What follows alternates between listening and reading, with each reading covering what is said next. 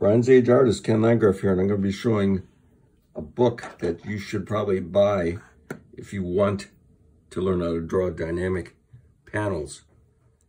When I was a young artist, I was assistant to Gil Kane, and he told me about something called focal point. He showed me on a piece of paper where you take like a point and fan out these lines. I did them in red here. And then you draw the figure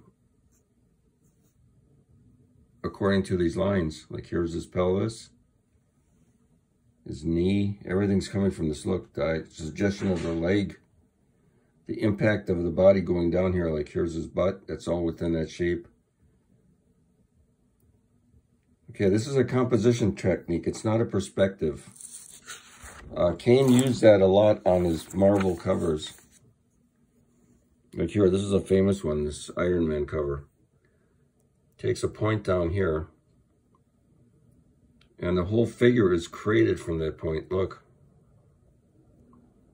Even the chains, look. Each part of the chain goes and hits on that line somewhere. It's got this Iron Man figure here. It's defining the sides of the body here. Side of the head, side of the figure, side of the hip, side of the leg. Look how he did the legs here. They all line up. This one's closer, so it's lower. This one's a little farther back, so it's still on the same line. He's got a guy floating down here. And then this famous type pose. This is coming from here. This is the side of the hip, side of the leg, side of the foot, foot to foot. So this is the focal point impact. And one of the things I did is I made a screen here. I did this all by hand. This comes with the book. It's $25, $7 postage, and you can get a Ken Landgraf sketch on the back cover of any character you want. So what you do with this is you move it around on a drawing like until you find the focal point. Like let's say this drawing is drawn here. I would move this around until I figured out how the figure was formed. So that comes with the book. And here we have, I call it focal point in action. There's a lot of examples in this book. What we have here is a point, and the figure is fanning out into this point, every single part of his body. It creates all the action, like that gun, the hand, the gun here going in this direction. This isn't haphazard. These guys did this on purpose. John Buscema did this, and Joe Kubert and Gil Kane. They were masters of this. Dicko knew about it. They got this from a very old book by Andy Loomis. He did a book, I don't know, it was some kind of illustration book. I remember seeing a panel, Gil Kane showed it to me, and it was called Focal Point Composition. And again, like, if I wanted to draw rocks in here, look. I just sketch them into these shapes, look. Okay, so that's an example of how to use it. And the focal point can be moved around anywhere. Like this one is not in the middle of the page. It's on 1/3 of it. This is 2/3. This is 1/3. And this whole impact of this figure is created by where the focal point line is placed. Including the hand, look at that.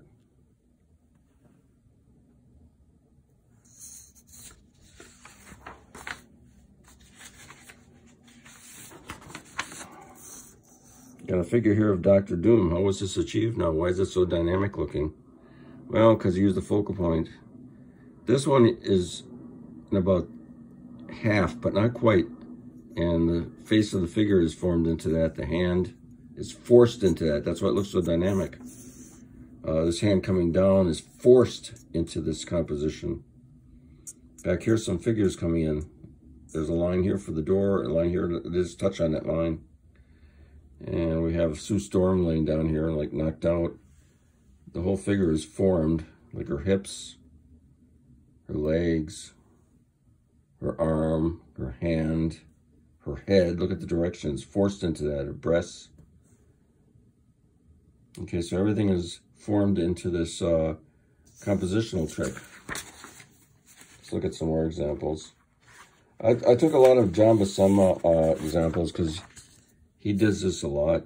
You actually did in every panel, so did Gil Kane. This looks so explosive. Why?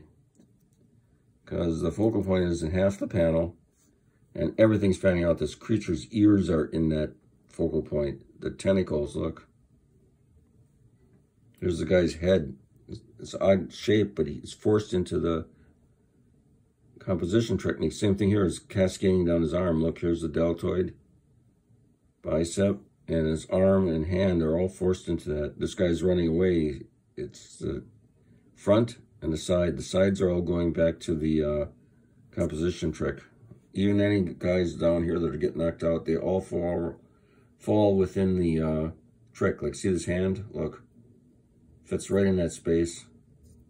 And this isn't haphazard. Gil Kane told me they did this. So any of you guys out there that think this isn't true, it is. It's a fact. The master artist Gil Kane told me this. And this kind of changed my life because when I started drawing comics, I was aware of this. So when I drew Nightwing and Flavor to Hawkman, it always looked super dynamic because I was actually using these techniques. Now, here, it's at 1/3.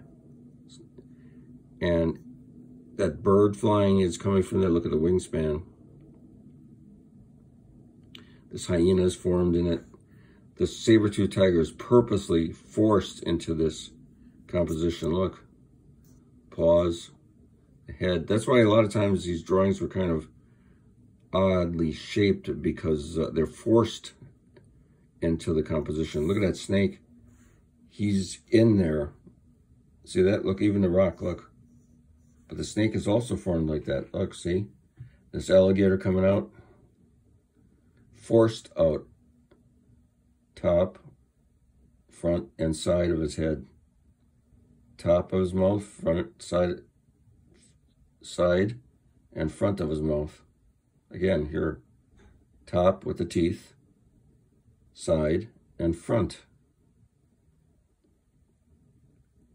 So if you're looking for a book to help you improve your art, why does your artwork look flat and boring? Because you don't know this. So if I was you, I'd buy this book. It's $25, $7 postage, and you get an original Ken Landgraf sketch of your choice. You want Conan, the Punisher, Red Sonja, you want Power Girl, anything. Just tell me what character you want. I'll draw it on the back. That's worth the price of the book alone. You get a free like convention sketch, plus a really good book that should change your drawing life. Okay, Ken Landgraf signing off. Consider buying my book and subscribe to my channel. Thank you.